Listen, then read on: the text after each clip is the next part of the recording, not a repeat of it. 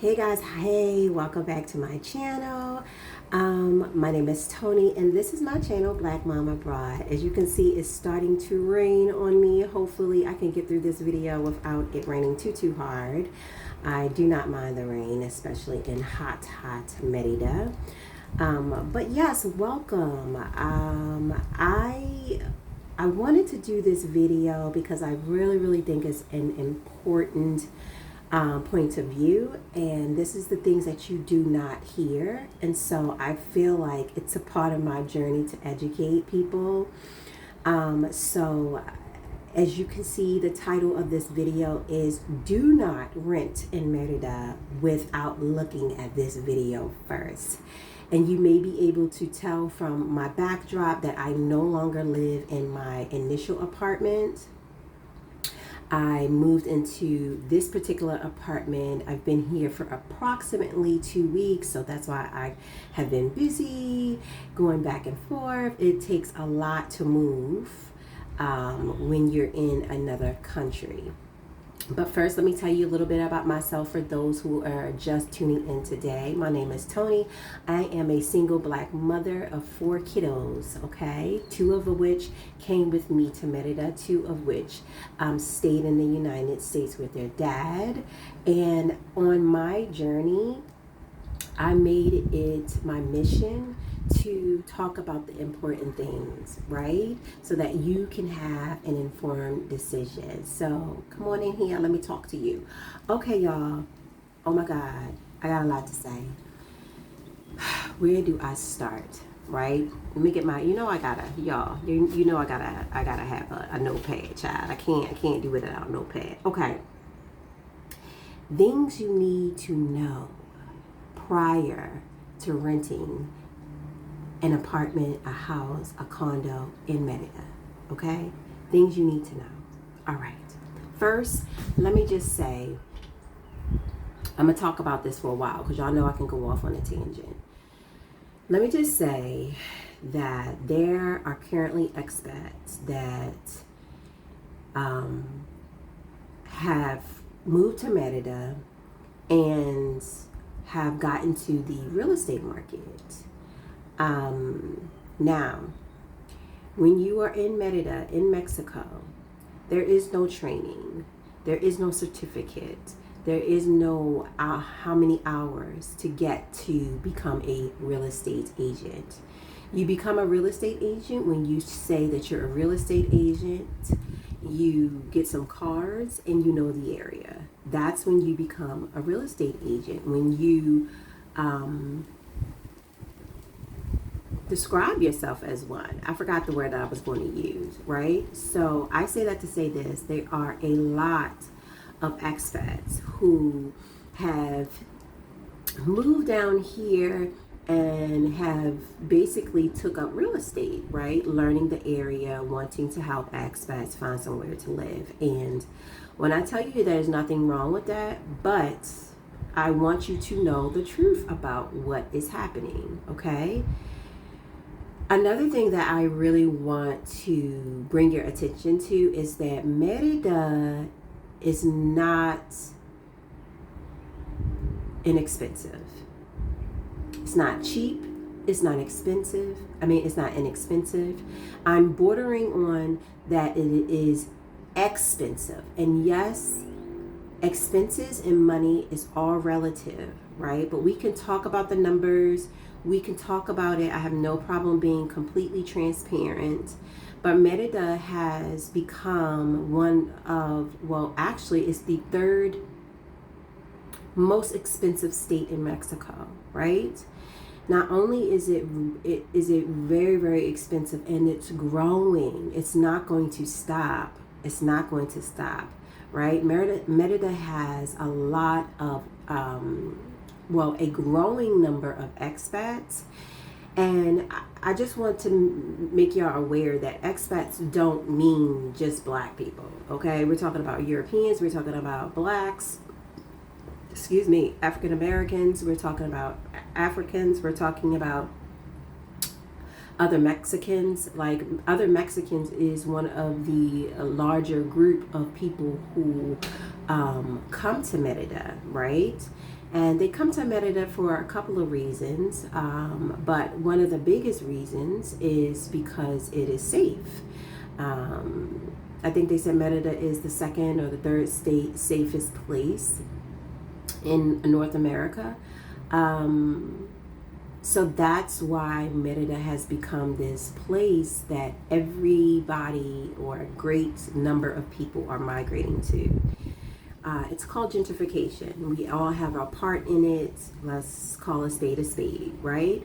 So when that happens, inevitably things go up, right? Inevitably things go up, okay? Now, it does help that the exchange rate currently is above 18. I think it even hit 19, but things are still very, very much, they're just really, really expensive. And they're not just expensive because of inflation, okay? There is a certain gringo tax that you're going to pay. And when I say gringo tax, I'm not talking like an extra 5% on meals or on your service or things like that. I'm saying they see you and they are going to take advantage of you. Like, I know that I've said this before and some people kind of had like something to say about it, right? I don't believe that because you can get money from somebody that you should. Like, I don't, I guess that's the Virgo in me. I don't know. But I am, I'm on, I like to be fair. Fairness for me goes a long way. And I've been in already multiple situations where they exploit you and they don't care whether it's fair. They do it because they know they can, right? And the biggest way that expats are being exploited is through real estate. We are being exploited by the Mexican people and we are being exploited by our own people. You know what I'm saying? Let's call a spade a spade. And so I have always been honest about the fact that Merida has never been like my number one go-to. The reason why I chose Merida as a first destination is because it is a soft landing. And what do I mean by soft landing? Well, it's easy to get to, right? And there's an international airport. From where I live, you typically can get here with one layover. So it's easy to travel back and forth. It's about 3-4 hours of travel. So for me, because I had children back in the States, it was like a no-brainer. Like, this is an easy thing to get back to, come and go, If I had chosen someplace like San Miguel de Allende or Mexico City, it's just a lot more travel. Or Guadalajara, it's a lot more travel. And I didn't want to do that initially because I just didn't know how my journey was going to end up, right? But I wanted to take this time to talk to you about some of the costly mistakes not only I have made, but I have seen other people make. Okay, so first, there's been people who ask me, should you use a expat facilitator, an expat who facilitates the process of a real estate agent? Okay, so let me tell you my honest opinion. I think people already know, I think I've already made this aware that I use an expat facilitator. I use Cortez Ross, and I want to make this distinction. I love me some Cortez, honey. I am a big fan of him, honey. I love his videos. I absolutely love his family. I absolutely love the father that he appears to be. Because we only know people on video. I hate when people think you know a person because you see them on video. Child, you'll be knowing, right? But he is a truly, truly good person in real life. I've met him. I've interacted with him. He's helped me out. He's a truly good person, right? So this is no shade against Cortez. This is me telling you the truth so that you can make a decision. Expat facilitators. Should you use them or shouldn't you? That's completely up to you. That is your decision to make. However, I'm going to talk to you about my experience. Initially, when you come here, you do not know what you want, right? You can research for years, because many people do.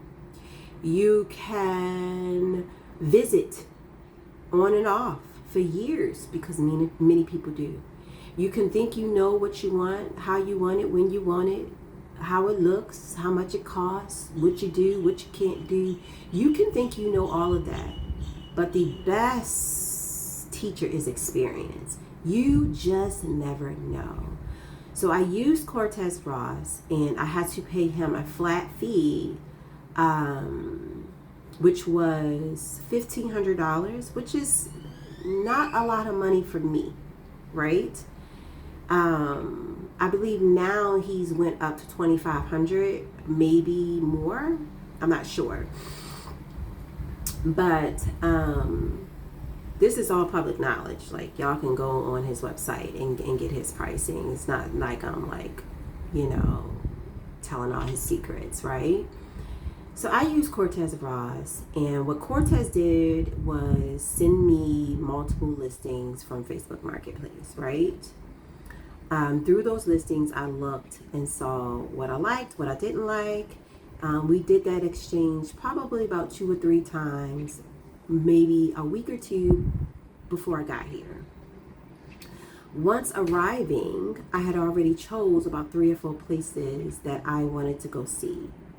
I went to see those places, and I chose one. The process for Cortez took about, I don't know how long it took for him to find the houses on Facebook Marketplace. But the process once I got here was about a week. And it wasn't like a week ongoing. It was like we went to go see, I think honestly, I want to say we went to maybe 2 or 3 houses, and then that was it. Or maybe it wasn't many. It was maybe 2 or 3 houses. So it was, and he picked me up and he dropped me off and he took me to the grocery store so I can get like the first week of things, and he helped me turn my my internet on, and got me some water, and just made sure that I was good. As someone who was just arriving, just found a place, and was trying to just settle in. And so I feel like that was just amazing, right? It is costly though, right? Especially, and let me tell you why, let me break it down to you why it is so expensive, and why I actually don't recommend using an expat facilitator. I don't recommend it. I paid him his fee, right? Cortez uses other real estate agents in the area, right? To go in and do the work, right? When you are the buyer, when you are the person who is actually getting the apartment, you pay everybody's fee. You pay the expat facilitator, you pay the real estate agent, you pay the landlord, and you pay the notary. Sometimes you pay the translator, you pay the lawyer to look over everything. You pay everything. And so when you peel it back and you look at it, like, you're paying several different people who really are just third parties, when really you can cut out most of those people if you just do the groundwork yourself. What do I mean by the groundwork? Get on Facebook Marketplace, look for places that you like, go visit, drive around, morning, noon, and night, see if that's what you like. Talk to the people who already live here, do your research in that way, so you can avoid some of those costs. So let's say, for instance, let's talk about it, right? My first apartment, I paid Cortez $1,500. It was 11. My first apartment was a 2-bedroom, 2-bath apartment with a pool and a shared yard. It was almost like a triplex. I paid Cortez. I paid the first month's rent, the deposit, and the second deposit, and the notary. Like, I paid for the contract and I paid for the lawyer. I think all of that came out to be approximately like $7,000, right? Here's the problem when you with renting in Merida, right? Because not many states in Mexico do this. Merida does it because they can, and because we continue to allow it, and because we continue to patronize them. And so they have that power, so they can do it. Child, I got my head slicked down today.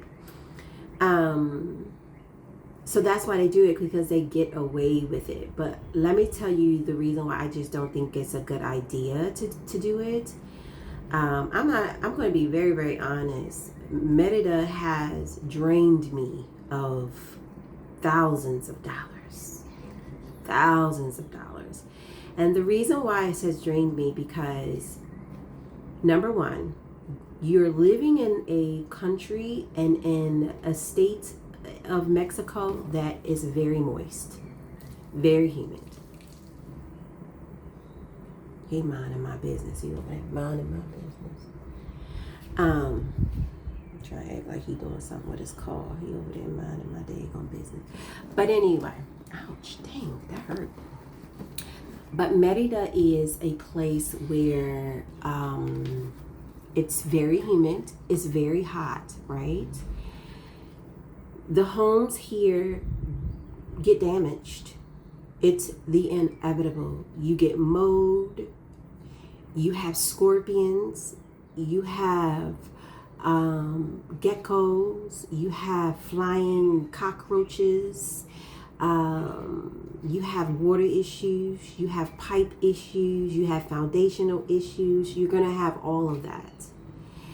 And you're not going to get away from it. Like, that's living in Merida. My first apartment, little did I know, had several issues. And what you find out is that they know, because they live here for years and years and years and they're native here, they know what problems to put Band-Aids on just in enough time for you to check it out, see it. And then 3 months down the road, honey, everything's falling apart. Everything is falling apart, right? And the landlords, in my experience, some people have amazing landlords. It is not everyone, but I've heard several stories of the same thing. Landlords tend to be very, very nice before you sign the lease.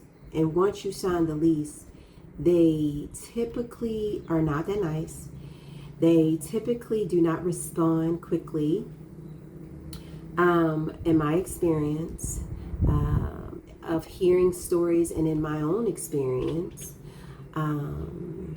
So that's something that you have to completely, really, really keep in mind, that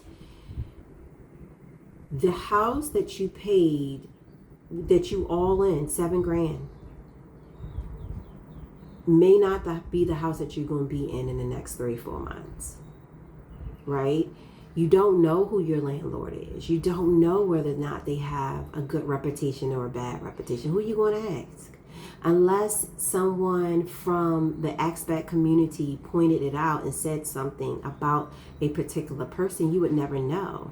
That's another dangerous thing I feel like is happening with this real estate market, is that nobody is holding them accountable. And so they do it again and again and again and again, right? And so you bleed out all this money initially and you realize, I can't live here. This place is unsafe for me and my children. So what you gonna do? What you gonna do? You gonna be stuck with something that you feel unsafe, health-wise, because you just spent $7,000? That's why I do not recommend a facilitator, an expat facilitator, because that person, he or she is only privy to the same amount of information that you're privy to. That is it. They are not doing anything that you can't do yourself. And actually, you should do it yourself, because that's the only way you're going to learn. You're only going to learn by asking the questions yourself, by seeing things yourself, by interacting with landlords yourself. Because I never really interacted with my landlord, and I did it through the real estate, through the expat, I wasn't able to get a good feel of who and what she was ever until it was too late. Another reason why I do not think it's a good idea to use an expat facilitator is sometimes you just don't know what you want. Sometimes, I think it was Bad Luck Kitty who did a video and was basically like, what did she say? Oh, she was talking about some people are asking for, what was one of her older videos? Walkable locations, and they don't walk. Like, they don't walk. Sometimes you come to another country with the idea of who you would like to become, right? If you have the time, if you have the energy, if you have the wherewithal, this is the person that I would like to become. And there's nothing wrong with that, right? But what I have learned through my experience is that you can't come here with the potential of who you would like to become. You have to come here with who you are right now, what you do right now. And if you are not walking, you're not going to up and walk. So you're paying more money for a pool and you don't swim. You're paying more money for a provider so you can walk around the neighborhood, and you ain't left your house in 3 weeks. Like, you're paying all this money because you don't know what you like yet. You may know what you like in the United States, but you don't know what you like in Mexico. It's two totally different things. You don't know how your body is going to respond to the heat, to the water, to the moisture, to the humidity. You don't know. Child, this water, right, even with a filter, is tearing my scalp up. When I tell you, it is tearing my scalp up. I look like I got some, I'm real dramatic when it comes to my hair, so, but, like, this part, you may not be able to see it, but it look real wide, okay? It's tearing my hair up. It's tearing my children's hair up. Like, you just don't know how your body is going to respond to certain things. So why spend tens of thousands of dollars out the jump when you don't even know what you like yet? You don't know what you like. Okay. So that's why I would not use a expat facilitator, because they don't necessarily know you. You don't know you. So you're paying them to do the job of a real estate agent who works on commission. Right? A real estate agent here in Mexico, they don't get any money until you sign. So if they want the money, they're going to do the job, right? So why are you paying an expat? Because all of the expat is doing is having the real estate agent look for you a property or send you properties, they're going to forward it to you, him or her, the expat facilitator. They're going to then forward it to you. You're going to choose. They are still the ones that's taking you around, that's doing all of that. Like, they still have to come, right? They still show up. So really, you can cut out the middleman. Now, that's preference. I'm talking about if you want to save a buck. I'm talking about if you don't want to spend $8,000-$9,000. I'm talking about ways you can kind of cut that out.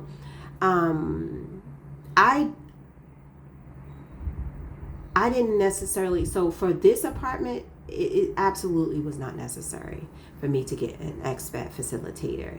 And looking back, retrospect, because hindsight is 2020, I wouldn't have done it again. So real estate agents here in Mexico is some things you need to know about real estate agents in Mexico. First of all, everybody is one. Every Tom, Dick, and Harry is a real estate agent.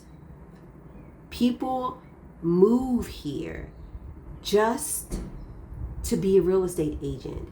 Why is there so many people here who are saying that they're real estate agents?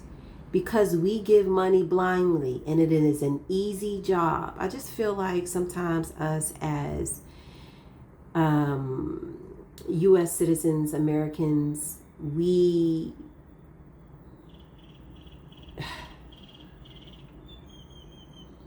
don't always value the dollar as much, and we make uneducated purchases, and it's just like no questions asked, right?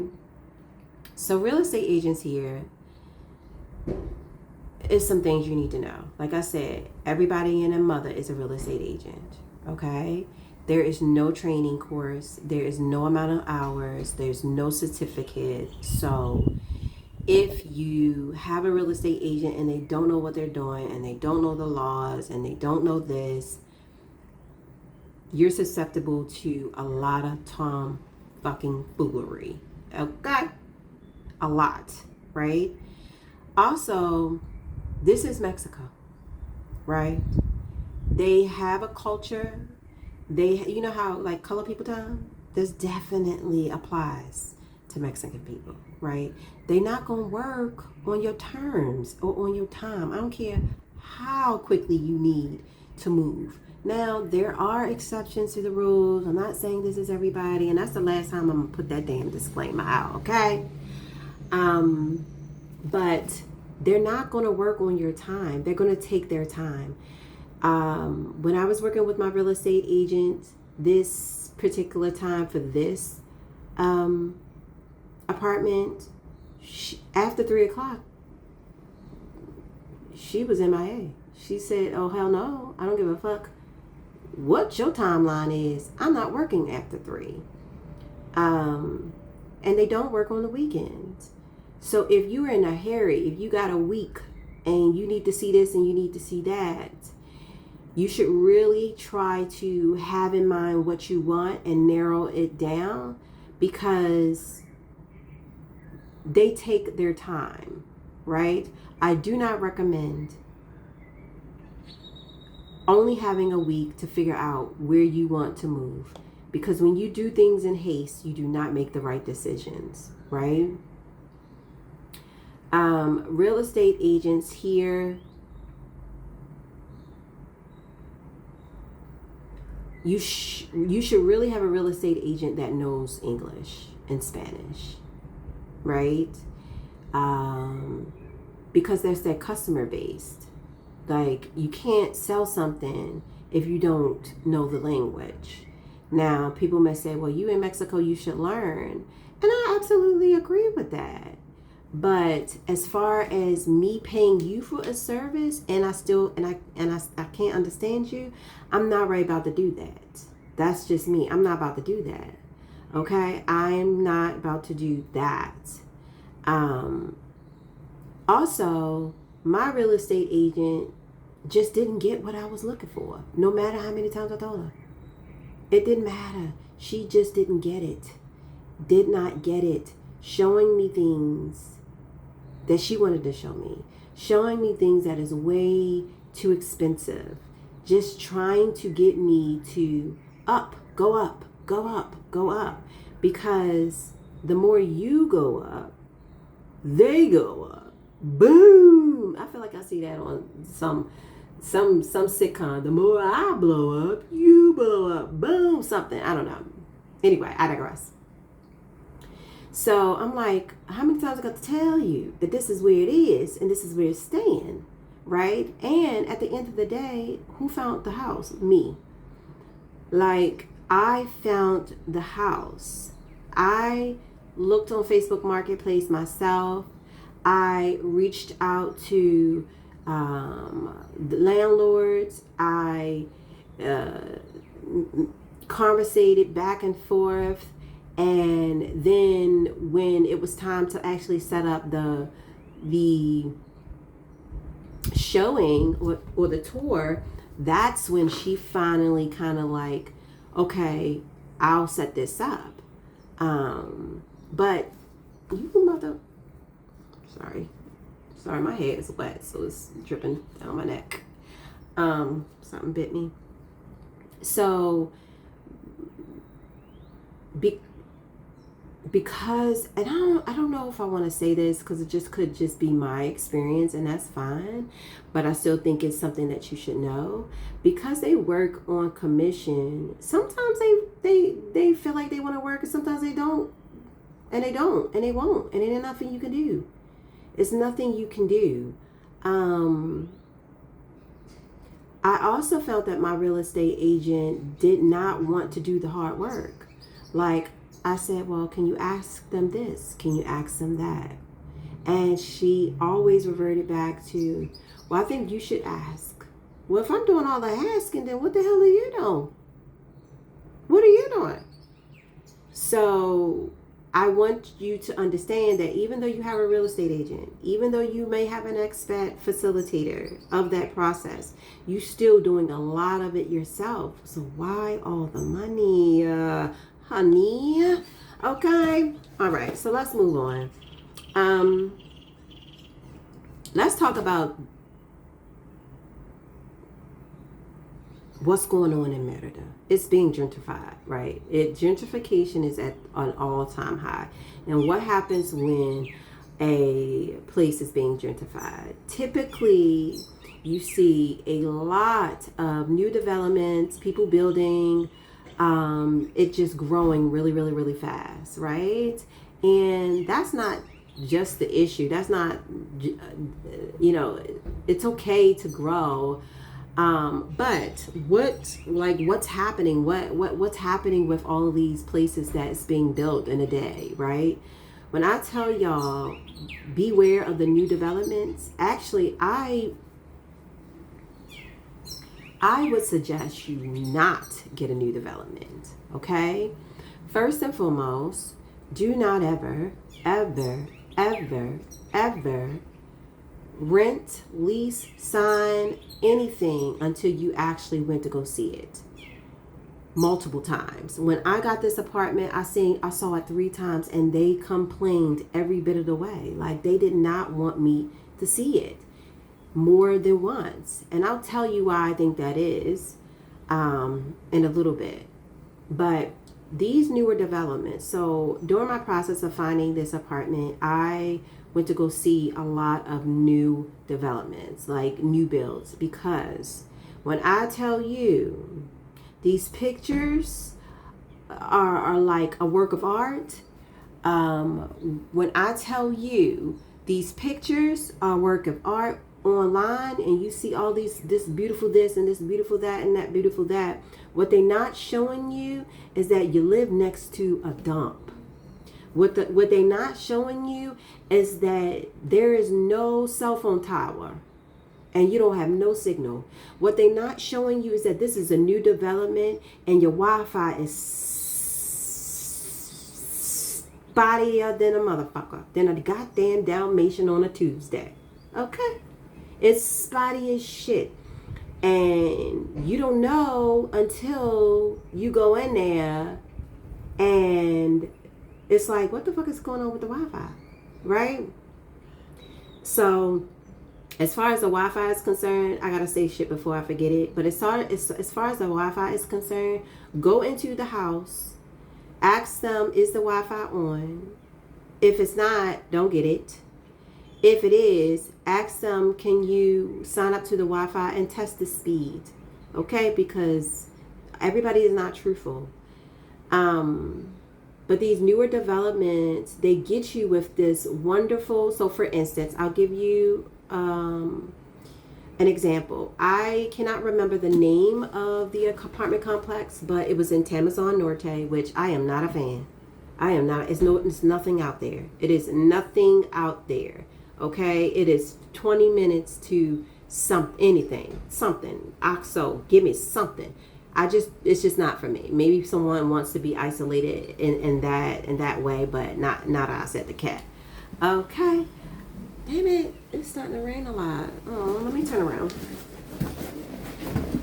Sorry, y'all. Okay. Hold on. Let me move back. Hold on, y'all. Hold on, give me a minute. I can't get up because I stay doing videos, child. Like how I be working with my shirt on and then nothing else. All right, hold on. Let me sit my butt down. Ooh. Hold on, y'all. Give me a second. Let me get myself together. Ooh. Okay. I still feel some of the rain. Damn. Let me move up a little bit more because I don't want to be rain. Okay. All right. Perhaps that's better. Yeah, that's better. Okay. So, what was I saying? I knew I was going to forget. I knew it. I was saying, that Tamazon Norte is not for me. And that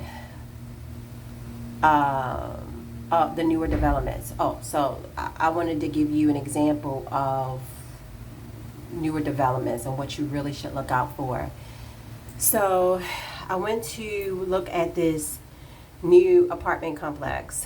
It was beautiful on the outside. So what I'll tell you about Mexico is that they have a habit of making exterior buildings amazing. And then you go in there and it's just like the basics. Like, what happened? Like, you got a cheap sofa. Like, if I'm paying 18,000 pesos a month, or if I'm in a luxury apartment building, then I don't want cheap furniture. The fuck? The fuck? Like, that don't go together. Like, I'm not about to do that. Okay? I'm not about to do that.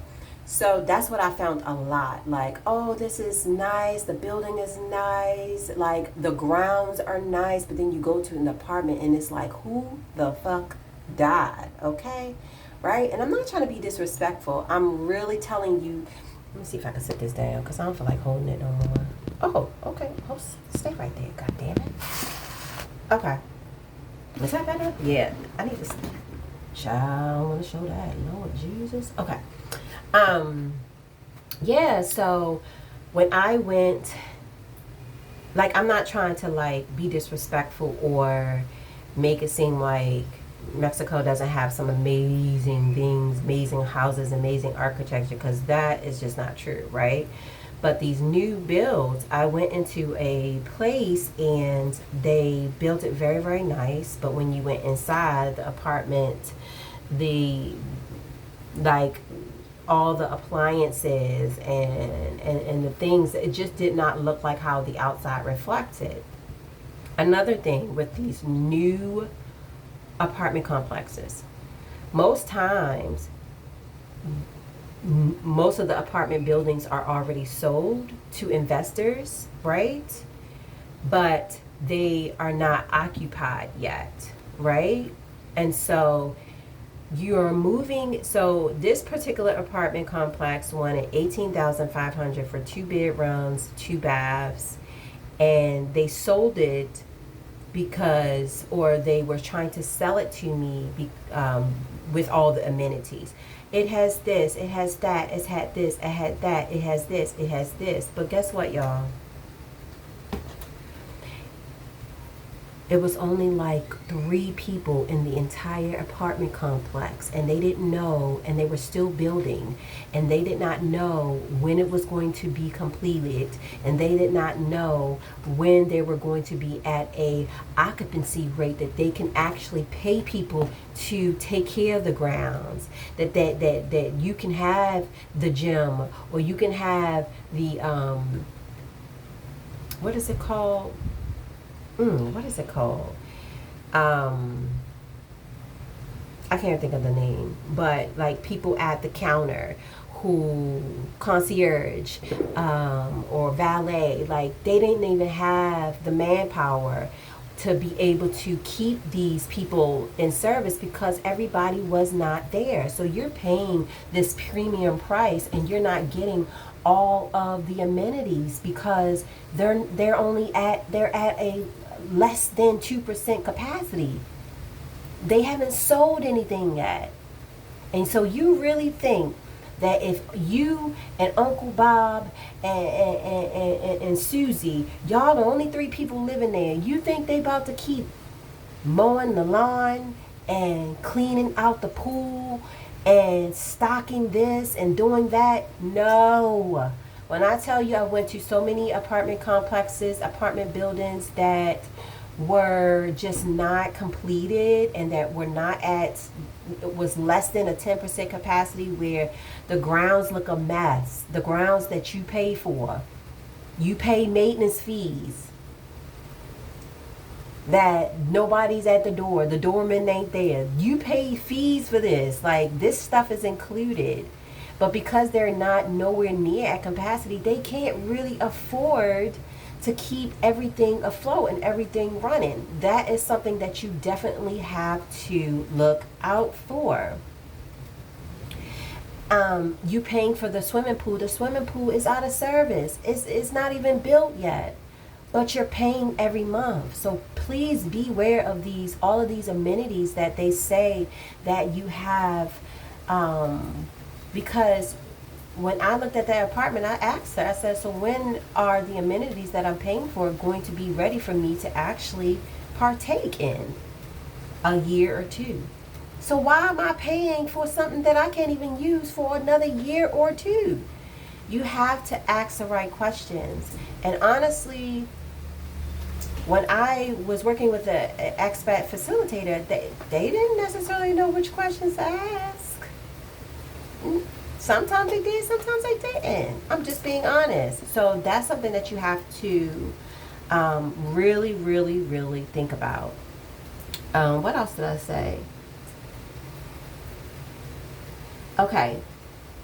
Like I said, when you're dealing with these new builds, they have a lack of infrastructure. Like the Wi-Fi is not good. There's no cell towers. There's no fucking sidewalks. Will you walking in the woods? You're walking in the dirt all the time? Like, no. Like, don't be trapped. Don't get trapped by how stuff looks on the outside or on social media or on Facebook Marketplace. You have to go in and actually see what it's looking like. You have to actually figure out how many people is on duty, how many this. I went to one apartment complex, right? And because they only had I think 20% capacity, they only supplied you with the entire building, 20% capacity, right? It was still a big apartment building. So I think that was like, I don't know, 20 or 30 people. You got one washer and one dryer, and you had to sign up the times that you was going to wash and dry your clothes. But this was supposedly a incentive because it had laundry on the grounds. But did it have laundry on the grounds? I'm getting wet. Let me get out of here. Lord Jesus. If it don't stop pretty soon, I'm gonna have to go in. So you had to like sign in and say, I'm going to wash my clothes on Thursday from 2 to 2:30. Well, when you got toddlers and shit need to be washed,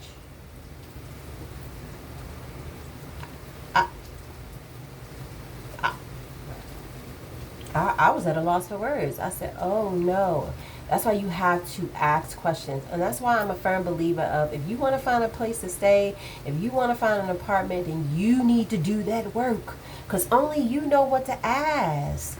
It's no expat facilitator. It's no real estate agent is just going to ask the questions that are important to you. You have to figure that out on your own. Okay? All right, what else? I talked about the roads or the lack thereof. The next thing is, where is everything at? There's no restaurants. There's no stores. There's no tiendas. There's no mercados. There's nothing there. So be very, very careful when you are choosing your home, because newer developments, there is nothing there. There is nothing there, right?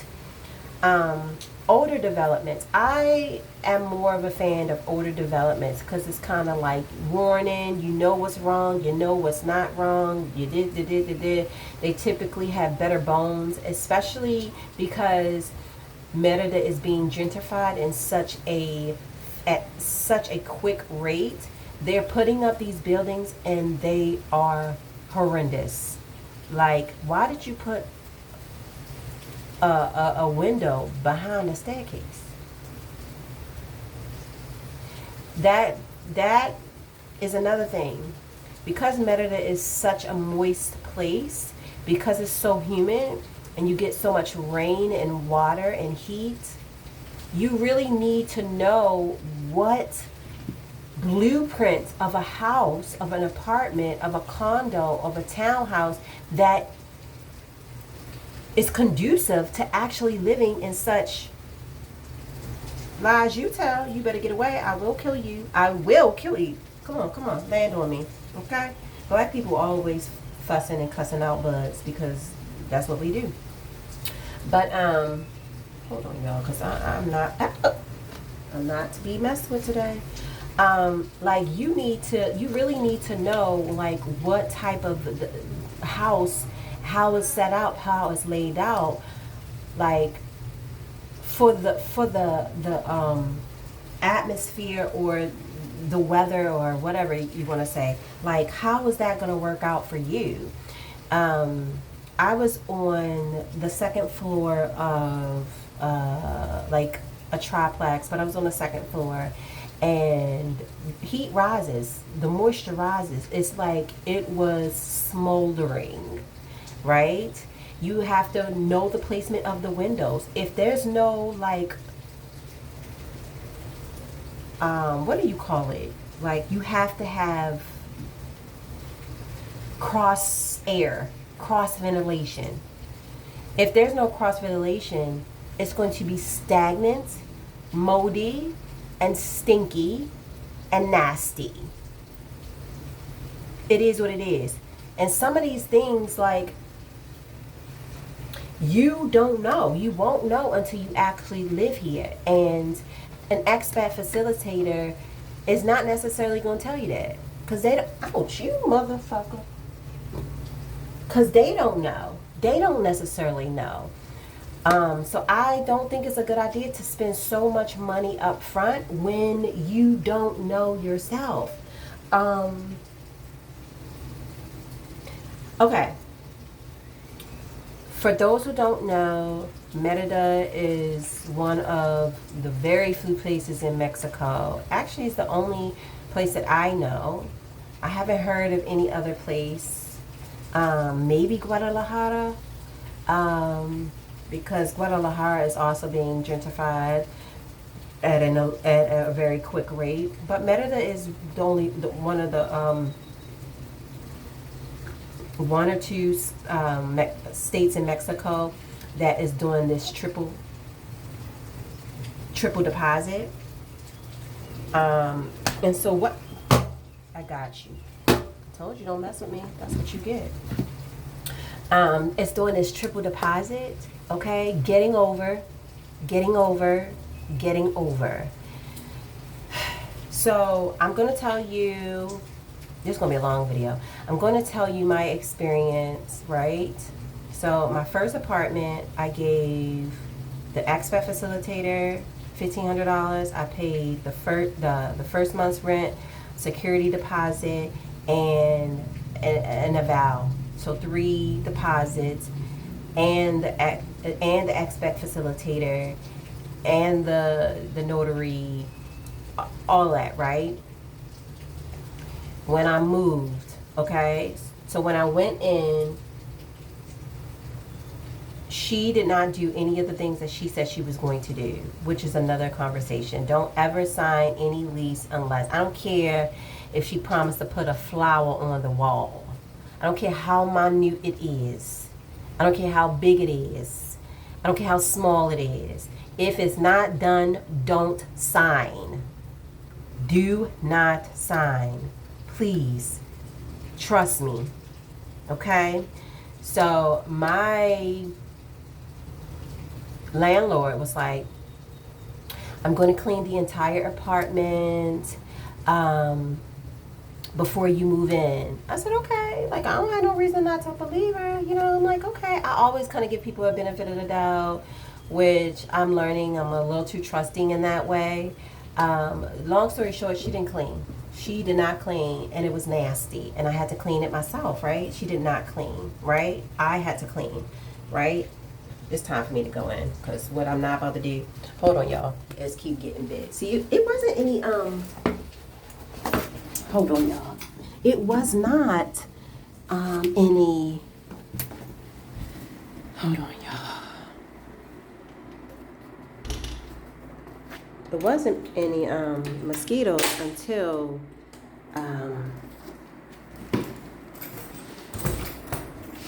hold on. Until it started raining. Okay, let me sit my little booty doody down. Okay. Oh shit. Y'all, this video is fucking hilarious. Okay. Hold on, let me turn the light on. Give me a second. Give me a second. Give me a second. Give me a second. That's a little better. Okay. Whew. Let me sit down. Okay. All right, so my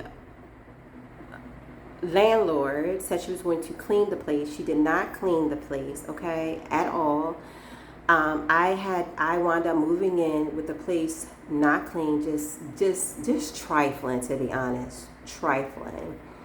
But I had already signed, and that was such a big mistake. Like I said, I don't care if she promised to put an inch of water in the toilet. Measure the inch. Measure the inch. Because I feel like this real estate thing, I don't know what to call it in Merida, has a lot to do with us not holding them accountable in everything. Because they damn sure gonna keep your money. Okay? So when I moved out, I left the house the way it was given to me. I already paid somebody to clean it. I'm not going to pay somebody to clean it before I leave. I'm not going to do that. She told me, she used every little excuse to say, oh, I had to get this person to touch up the paint. That's going to cost 3,800 pesos. I responded to her, I got a quote to paint the entire apartment for 3,000 pesos. And you mean to tell me that all they doing is touching up and that's 3,800? She said, oh, I need to clean the mattress tops. Mind you, we had mattress covers on every mattress, because who the hell is getting in somebody's mattress and not covering that shit? Not I, said the cat. Okay. She said it's 5,000 pesos to just clean the top of the mattress. I said, lady, I can get a whole fucking mattress for 5,000 pesos. Stop playing in my face. Stop playing in my face. Long story short, moral of the story is, she's a thief. She's a thief. And let me tell you something, y'all. Let me tell you something about me. I don't care about no goddamn money, right? I don't care about no damn money. Money comes and money goes. She comes and she goes. The quicker she goes, the quicker she gonna come. Like, I am not one that's like so broken over money. I am, however, irritated that somebody is insulting my intelligence and taking my kindness for weakness, right? But this journey of mine has helped me to learn patience and understanding, and it's also helped me to learn how to let things go for me. Like, that money is not worth me losing any sleep, losing my cool, or anything. But I know that I'm in a privileged position to be able to say that. Some people are moving on their last. Some people don't necessarily have much of a cushion as I had. Some people are in dire need. But because we as a people do not hold them accountable, they get away with it over and over and over again. So what's my suggestion? Put everything in the contract. Do not be afraid to tell them this is what you want in the contract. When you come to Merida, when you come to a foreign place, let's just talk about Merida because this is where I live, this is what I know. When you come to Merida, the contract that you sign releases them of any obligation. The only obligation they have is that you stay there as long as you pay them. If you move 2 inches to the left, your ass is out. If you move 2 inches to the right, your ass is out. Okay? I would suggest that you put in the contract that if you have to do repairs, number one, we have to look at and take pictures and videos prior to moving in and when you move out. And not only do you have to do that, you don't get to go get your cousin and them to say that it's going to cost 5,000 pesos to clean a mattress without letting me know. Like, that's something that has to be mutually agreed upon. And if I can find it for cheaper, I will find it for cheaper. They will do the job and then I will get the money. Y'all, you have to, because they are going to steal your money. They are going to cheat you out of your money. And it's really nothing that you can do. These contracts, the tenant assumes 100% of the risk. 100% of the risk. And to be honest, it's going to be some people that don't like this. It's going to be some people that say you ungrateful. It's going to be some people that just don't like this. But it's not worth it. It's not, Merida is not worth losing all of your power in that way. You know, just because I'm renting from you don't mean that you can take advantage. That does not mean that, but that is exactly what happens. So needless to say, I'm not getting any of that money back, and you know, it's fine. Like, I'm okay. I'm not hurting for it. It's just not right. And us not holding them accountable is what continues this monster for growing. That's one of the many reasons why I don't want to live in Merida anymore. Like, I don't want to live in Merida anymore because I don't like being targeted. You know, I work hard just like everybody else, and I'm a single mother trying to take care of my children.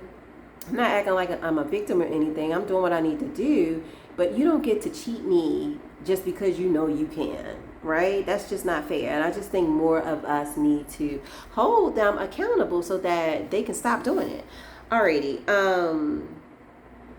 Oh my God, y'all. This is another thing that you have to just really understand before you rent an apartment here. Okay?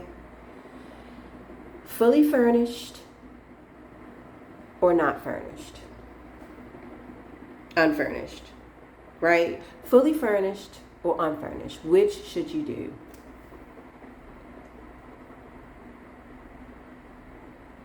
The short answer is do what's best for you. But the real answer is,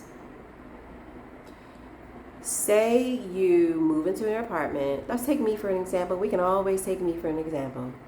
I moved into an apartment 3 months in. Actually, it was a month in. But we'll use 3 months.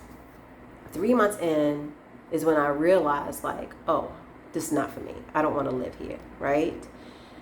Already kind of feeling that I wasn't going to get my money back and that, it just was going to be a loss on me. Had I purchased furniture in that 3 month span of time, not only would I have had to pay somebody to move my furniture, I've had to figure out if that furniture can fit into the other apartment. Any damage that could be done by moving that furniture, the money it costs to get that furniture moved, the money it costs to buy furniture. Because let me tell you something, furniture in Merida is not inexpensive. It's cheap, but it ain't inexpensive. Now, not all the furniture is cheap, but a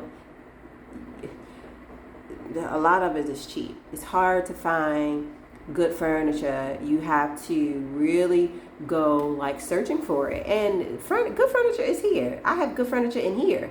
Good furniture is here. But in the process of you coming to a new country and you trying to furnish your entire house, do people really know what that means? It's not just the mattress and a desk. It's, in some instances, in a lot of instances, it's, you don't have no dishes, you don't have no cutlery, okay? You probably don't have a refrigerator, because that shit is considered furniture, okay? All right? You don't have no drawers to put your drawers in, okay? You don't have no TV, no electronics. You don't have no lamps. You have nothing. You have a box of a home, right? It takes months on a good day to furnish this. And it don't have nothing to do with whether you got the money or not. You got to go out and find this stuff. You got to, or you just buying furniture just because you buying furniture, or everything is going to be plastic. It takes time, it takes effort, it takes energy to go out and find this stuff that you need. And it's a lot, right? And it's a lot of money. Furniture here is not cheap. Furnished is buying a washer, buying a dryer, buying a refrigerator, buying a stove, buying a microwave, all your appliances, all your dishes, hangers, everything. Girl, who is doing that? A lot of people. But you know what else a lot of people was doing? Realizing that Merida is not it for them. Every other day, you can go on Facebook and you see somebody selling their stuff. Now, I'm not saying it's because they got to leave. I'm not saying it's because they ran out of money. I'm not saying those could be reasons. But maybe they just don't want to be in Merida anymore. Maybe somebody passed, a loved one passed, and they have to go back. Maybe they don't like it as much as they thought that they would, and they want to return. Don't get me wrong. It's nothing wrong with pivoting. Pivot, please. Okay? Don't sit in no situation. I don't care how much money you done spent. Don't sit in no situation that you don't want to be in. Pivot. But can you imagine the turmoil, the anxiety, the stress, the worry of having to sell everything that you purchase. And I don't know if y'all have dealt with people on Facebook Marketplace selling. I did it when I sold the things that I wanted to sell back in the United States before I came here. People will argue you down for a $5 lamp. They will ask you, can you drop it off? They will ask you, is it painted? They will ask you, how much money? Can you take $3? They will ask you, does it have any bugs? They will ask you, does it stand alone? Lady, if you don't come here and get this $5 lamp, leave me the hell alone. We're not having all this conversation over no damn $5 lamp. You either want the motherfucking lamp or you don't. Okay?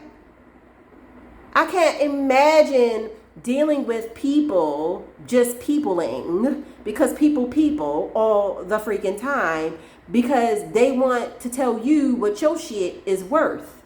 They want to pay you $1 for a $1,000 couch and ask you to drop that shit off on their fucking front step. Susie,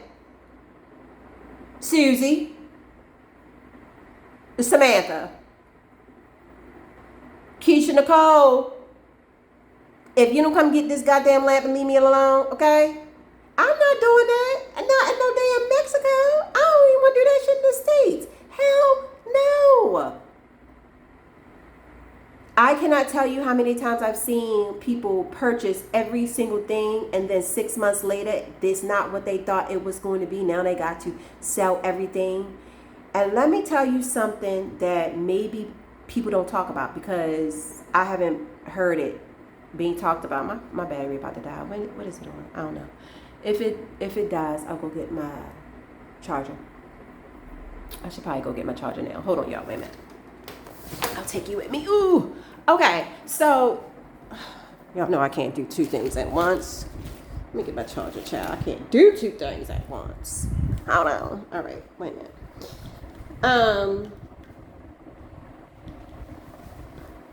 Child, that's an ADHD trait. I don't know if people know that, but when your damn charger is when your phone is always dying. Okay? All right, there we go. What was I about to say? Yeah, like,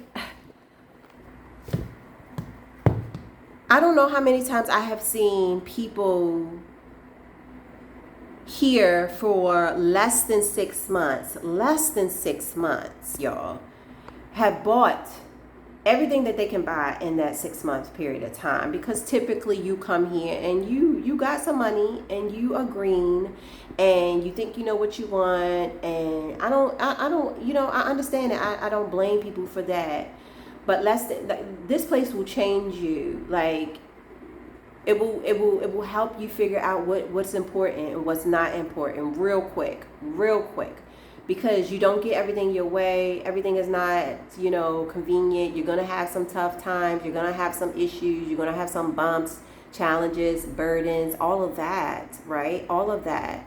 But I can't tell you how many times I've seen people purchase their entire house, furnish their entire house, and then 3-6 months later, they are trying to sell it on Facebook Marketplace.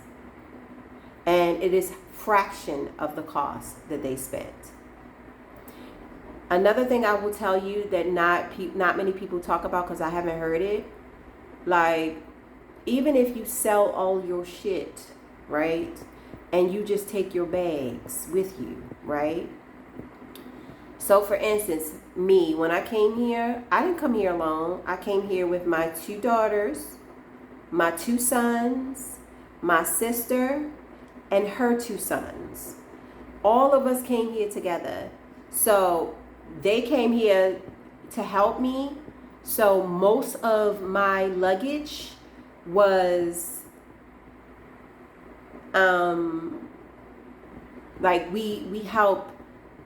So when you fly and you have a lot of luggage, right? After your second check bag, now I didn't know this. Now y'all probably knew this, because clearly, there's people out there that plan way better. But I know there's a lot of people out there like me that just don't know and don't even know what questions to ask. After your second luggage, some airlines, after your third luggage, them motherfuckers ain't $45 a check. Them motherfuckers is $200, $250. right? So when you first come, when I first came, I had like 7, 8, no, actually like 10, 11 pieces of luggage that I had to check. Okay? How am I getting all that shit back? My family ain't coming back over here just to get me back to the United States. So if I decide to go back to the United States and try to take some of my things, and I didn't buy furniture because I knew in my mind, absolutely not. I'm not buying furniture because what I'm going to do if I change my mind. And like I said before, Merida was not like my forever place. It was like my start off place. But after the third bag, right? So not only do you have to pay for the plane ticket, right? Which can be expensive depending on where you're going, depending on how far you pay for it in advance, right? You might get 2 check bags that is $35, $45. Don't let any of them motherfuckers be over 50 pounds either, honey, because that's a whole nother monster. Okay? All right? Because you paying $150 for something that's over 50 pounds. 51 pounds, you're getting tagged with $150 extra. It's just something to think about, people. So, like, if I decided, okay, this ain't for me, I'm ready to go, 2 check bags, $35 a piece, $45 a piece, fine. What happens with the 2 through 10? The 8 other bags that I got? Let's do the math, okay? 2, 4, 6, 8, 10, 12, 14, 16. You talking about $1,600. You paying more for your bags than you are for your tickets. That's how people get stuck here. That is how people get stuck here, because they can't afford to go home. And they don't want to just leave all of their possessions, because maybe that's all that they have. And they don't have $4,000-$5,000 to get home. It's something to think about. It is something to think about. And nobody really ever talks about it. So I just want to make sure I talk about it so that you know. Honey, okay. Next, I'm going to talk about like what you should look for or what questions you should ask prior to signing the lease, right? And I learned this just through my experience, right? Fully furnished. Is it fully furnished? Okay, what comes with fully furnished? Because just because it has a bed don't mean it has a refrigerator. Also, when you're looking at these pictures on Facebook Marketplace, right, or any listing, okay, oftentimes you are looking at the person who lived there prior to you, and just because it's furnished don't mean it's furnished, right? Just because it's labeled fully furnished don't mean it's fully furnished. And just because you see the furniture in the background, you're like, oh, I like that, that's nice furniture, that don't mean that that's the furniture you're gonna get, right? Because I look for my apartment and I look to see whether or not I like the furniture. Because first of all, I'm not a fan of a lot of cloth stuff. Like I really rather have everything wood, and I just put like pillow seats, because if it can't be washed, I really don't want it in there, because I've already dealt with like mold and things setting in and moldy sofas, and it's been moldy for over 3 years, yet now I got to pay for the sofa because you talking about it's damaged. Girl, that sofa been damaged, okay? All right. Moisture invades everything. Water invades everything. Humidity invades everything. If it's not a solid surface, if the wood have not been treated, it's going to invade it. So furniture for me was very, very important. It wasn't just like whether it's going to be furnished. What does the furniture look like? What actually comes with the apartment? Does furniture means I get the appliances? Because that may not mean that. Don't ever assume anything, ever. The moment that you assume something, that is going to be the exact thing that they do not give you. And once you assume it and you sign on that dotted line, that's it. Right? So fully furnished don't always mean fully furnished. You have to figure out what that actually means. The furniture you see in those in the homes on Facebook Marketplace is not necessarily the furniture that you're going to get. They know how to grab your attention. So you have to be very, very careful, and you have to ask the right questions. Some of these landlords will tell you that everything's included. Well, what's everything? But have them spell it out. The water, the electricity, the gas, the internet, what's included. Not only what's included, but is there a limit on what's included? I'll give you an example. In my previous apartment, I lived with 2 other people. I had the top, there was a 1-bedroom downstairs, and there was a studio in the back. Unbeknownst to me, they were both Mexicans, right? Unbeknownst to me, their electricity bill was included, right?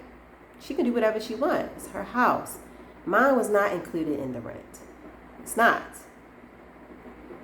When we got our electricity bill, their electricity bill was 7,000 pesos for 2 months, but it was included.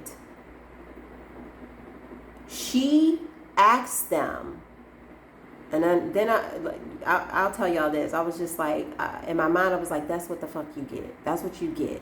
That's what you get, because you tried to play me and your ass got played. But I still wound up getting played, after it's all said and done. But their electricity bill, like 3 occasions, was 7,000 pesos. And she had us all on a group chat, right? She sent them a message and basically said, I can't afford to pay this. Y'all gonna have to help me out. I didn't expect it to be this high. And he was like, help you out? He said, I can't help you out. You said the electricity was included.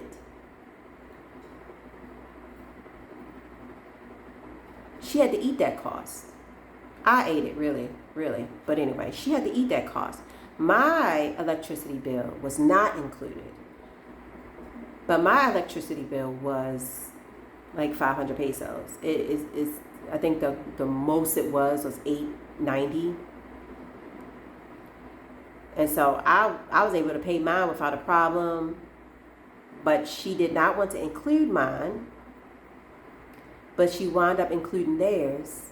And theirs was 7,000 pesos every 2 months. Every single time. And so after she already said that it was included, she then wanted to backtrack and say, y'all should give me some money because this is outrageous.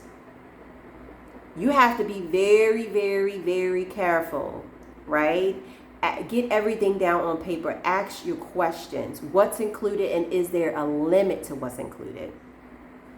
For instance, here, Wi-Fi is included. Everything is included except the electricity. Now, what does that mean? Because it sounds good, right? It sounds good. Woo, everything's included. Ooh, ooh, ooh. First of all, he don't pay for water. Okay? He don't pay for water, right? So everything's included. Okay, well, you don't pay for water. Okay, that's fine, whatever. The Wi-Fi. Honey, the Wi-Fi is slower than tortoise the motherfucking turtle. Okay? So just because something is included, it still may not work for you. It still may not be sufficient enough. And my daughters are not here. They're still in the States. So it's only me just on a regular web browser, and it's hard for me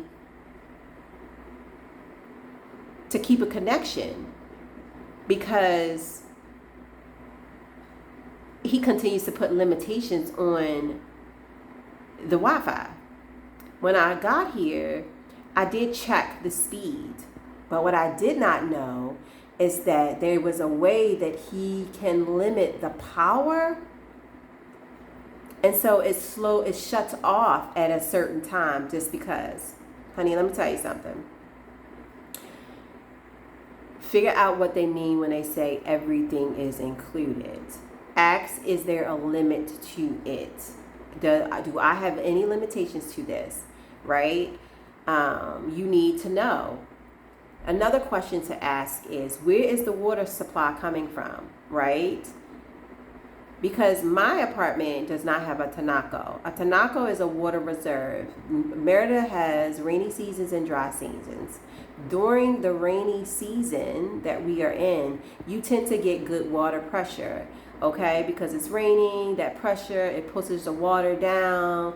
Like, that's why the tinacos are on the roof, because it helps with the gravity. But in dry season, and the water is in the water levels are dry or low, how your water pressure is almost close to none.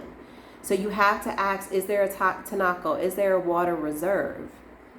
Right? That's really, really important to ask. Sorry, wait a minute, y'all. What else should you ask about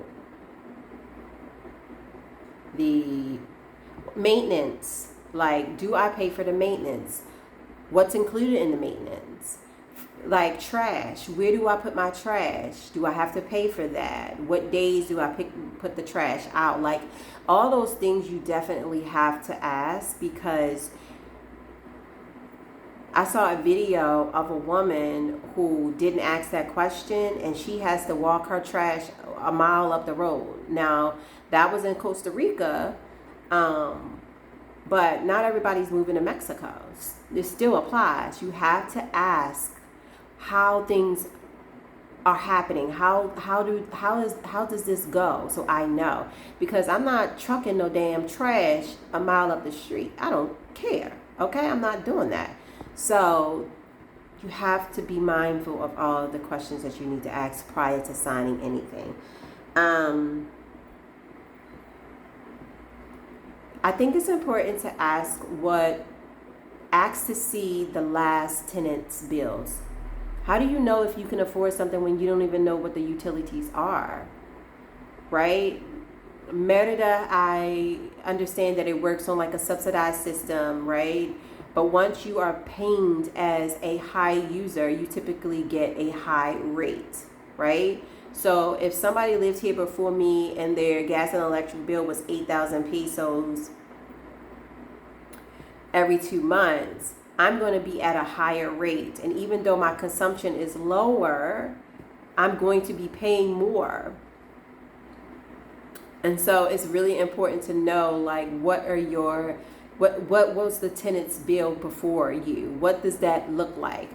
Before I moved into here, I was looking at a apartment that was closer to Centro, and she wanted X amount of money for the monthly apartment, the monthly rent, but her utilities almost equaled the monthly rent. It was like 1,000 or 2,000 pesos shy. That's a game changer if you don't know. So instead of paying 10,000 pesos a month, you paying almost 20,000 pesos a month because of your utilities. If you don't know that, that could put you in a lot of financial strain. And I don't want that for you. I don't want that for you. I don't want that for you. I don't. Absolutely not. I'm trying to think about if there's anything else I would like to tell you guys regarding the rental process. I think that's pretty much it. I'm sure I forgot something, honey, because that's just me. Okay. Let me see. Hold on, y'all.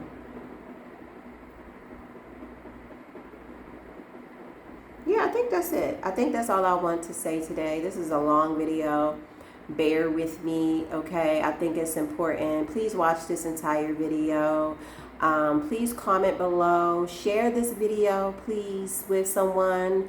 Do not rent in Merida before you look at this video. I've seen way too many people have to leave, have to sell everything, and they just don't know of all the hidden costs. As far as the expat facilitator, I think you can do it yourself. Now, there are some people that would rather just have that comfort, knowing that somebody else is helping them out, and that's completely fine. I understand that. That was one of the big reasons why I use an expat. But when I realized that nobody don't know nothing until they know, it's like, I'm paying to make mistakes because that's what you're going to do anyway. Like, I'm paying to earn experience because that's what you're going to do anyway. God, my bags is bagging today, honey. Because I had not been getting any sleep, y'all.